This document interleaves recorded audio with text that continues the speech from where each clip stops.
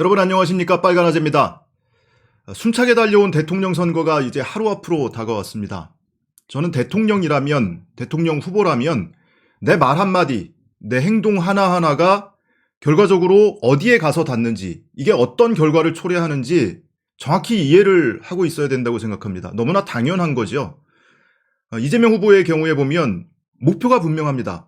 어디에 문제가 있구나, 이걸 개선해야겠구나. 누가 어려움을 겪고 있구나, 여기를 도와야 되겠구나.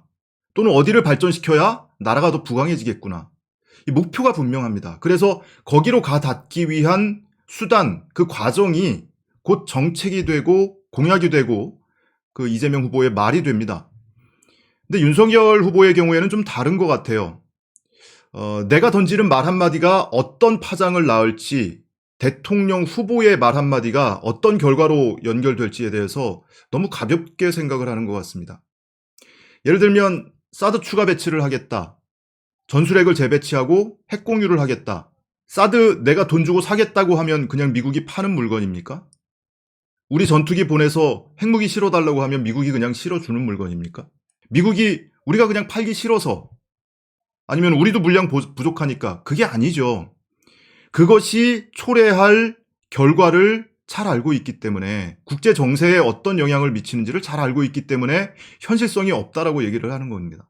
근데 윤석열 후보는 그냥 일단 던지죠. 그 목적은 그것을 통해서 어떤 목표를 달성할 것인가에 있는 것이 아니고, 윤석열 후보는 그걸 통해서 내 앞에 놓여 있는 표가 몇 표가 내 표가 될지, 여기에 매달려 있는 것 같아요.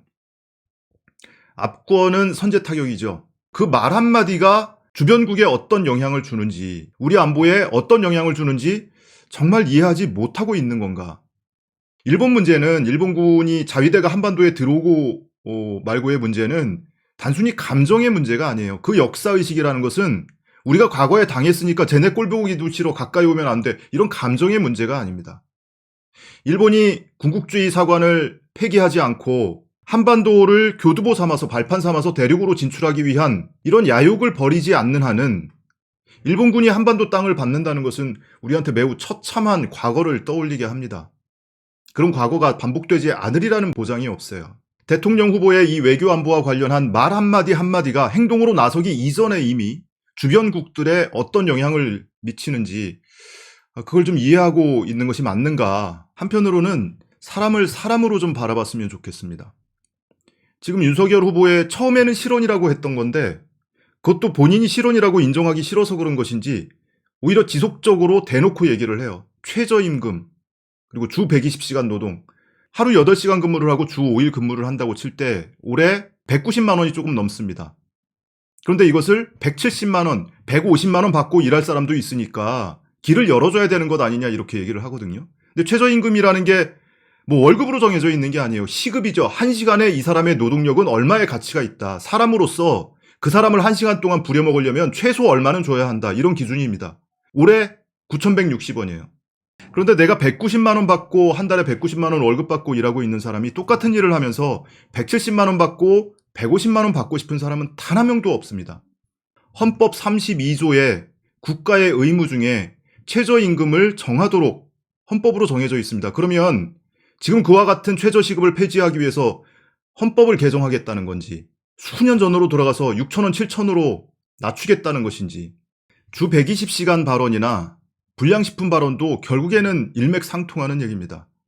돈 없고 가난한 사람들은 불량식품이라도 먹게 해줘야 된다. 돈 없는 사람들은 최소 1,000원을 받아야 하는 빵을 500원, 200원, 300원짜리라도 먹게 해줘야 된다는 건데, 최소 1,000원을 받고 있는 빵은요, 사람이 먹을 수 있는 건강과 안전을 고려했을 때 그 정도는 받아야 되기 때문에 그렇게 받고 있는 겁니다.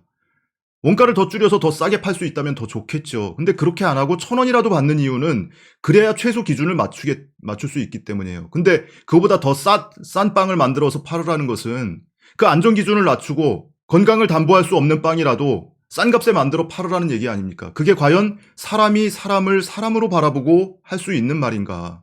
대통령이나 대통령 후보가 이렇게 얘기를 할 때 그게 어떤 결과로 이어지는지 정말 고려를 하고 이야기하는 걸까? 기차에서 구둣바를 올려놓는 것도 그렇고요. 유세 현장에서 수천 명이 지켜보고 있고 방송 카메라가 돌아오고 있는 와중에 자기 운동원한테 삿대질 해가면서 역정을 내고, 연설하다 말고 뒤로 돌아서서 거기 마이크 켜놨냐고 삿대질 하면서 역정 내고, 그걸 많은 사람들이 지켜보고 있잖아요. 그런데도 너무나 자연스러워요, 그런 행동이. 저는 대통령 후보나 대통령 할아버지라도 사람이 사람에 대한 공감의식이 좀 있었으면 좋겠어요. 공감 능력이 좀 있었으면 좋겠어요. 아주 사소하게 길을 지나다가 한겨울에 길거리에서 전단지를 나눠주는 사람이 있을 때 몇 미터 가서 안 보이는 데서 휴지통에 버리는 한이 있더라도 그 전단지 받아주는 마음, 그 사람은 그 전단지를 다 나눠줘야 하루 일과를 끝내고 하루 일당을 받는 사람이거든요. 내가 빌딩에 들어갈 때 뒤에 사람이 따라오고 있으면 잠시라도 1, 2초라도 문을 잡아주는 그런 태도. 과연 그런 태도와 윤석열 후보를 비교를 해보면 윤석열 후보가 어떤 삶을 살아왔는지 너무나 잘 알 수가 있는 것 같습니다. 이재명 후보가 본인이 어릴 적에 굉장히 힘들게 살았던 성남 상대원 시장에서 연설한 것이 크게 화제가 됐었죠. 눈물을 흘리면서 연설을 했었고 그걸 광고로도 만들었었는데요. 이재명 후보의 공약 정책 그리고 그가 처신하는 행동거지 하나하나를 보면 늘 사람이 앞에 있습니다. 사람을 위해서 정치를 하고 있고 그 정치를 하기 위한 수단으로서 대통령직이 필요한 거예요.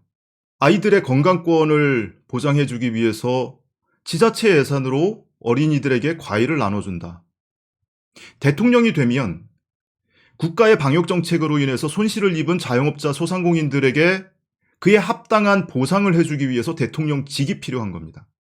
선거 기간 내내 거의 반년 동안 대장동 그분을 가지고 이재명 후보를 공격을 했는데 그런 거 다 차치하고 그분이 누군지 대장동의 몸통이 누군지 그걸 다 차치하고 이제 투표일을 하루 앞둔 지금 시점에서 윤석열이 어떤 사람인지 어떤 삶을 살고 있는 사람인지 이재명이 어떤 사람이고 어떤 삶을 살아왔는지 그걸 한번 돌아보자는 얘기입니다. 안철수 후보를 지지하시는 분들 그것이 5%가 됐든 10%가 됐든 마음의 상처들 있으실 거예요. 안철수 후보를 지지하는 사람들 중에 상당수는 제1당, 제2당하고 주야장천 쌈박질만 하는 이 정치의 신물이 나서 그래서 안철수가 추구하고 있는 다당제에 동의를 해서 지지하는 사람들이 꽤 있을 겁니다. 윤석열 후보하고 단일화를 선언하는 그 기자회견 자리에서도 다당제를 얘기하면서 정작 선거 끝나자마자 합당하겠다고 합니다. 이게 양립할 수 있는 건가요? 다당제를 하겠다는 것과 선거 끝나자마자 합당하겠다는 것이 이게 양립할 수 있는 겁니까? 어찌됐든 그렇게 대의를 위해서든 안철수 후보의 속마음까지는 제가 모르겠습니다. 잘 이해는 안 되지만 대의를 위해서든 또는 본인의 지분을 챙기기 위해서든 결국에는 후보 단일화를 하고 사퇴를 하고 윤석열 지지 선언을 했는데 그것을 발표하는 기자회견장에서조차 윤석열 후보의 안철수 후보를 대하는 태도를 한번 보십시오. 그냥 개무시하고 그 자리에서 안철수 후보가 두 가지 얘기했어요. 다당제가 내 신념이다. 그러면서 정치개혁안 두 가지를 얘기했어요. 국회의원 선거구제 개편하겠다. 그리고 대통령 선거 결선 투표제 필요하다. 이 두 가지 얘기했는데 윤석열 후보는 거기에 대해서 답변 안 하잖아요. 기자가 물었거든요. 윤 후보도 동의를 하는 내용이냐? 답변 안 합니다. 그리고 그 다음날 이준석 당대표, 김기현 원내대표 방송에 출연해서 그거는 안철수 자기 얘기고 우리는 들어본 적도 없는 얘기야. 그건 나중 문제야. 안철수 후보는 무슨 단일화한 게 아니고 뭐 조건 없는 지지 선언한 거야. 사퇴한 거야. 하루도 안 지나서 이렇게 낙동강 오리알 취급하고 있습니다.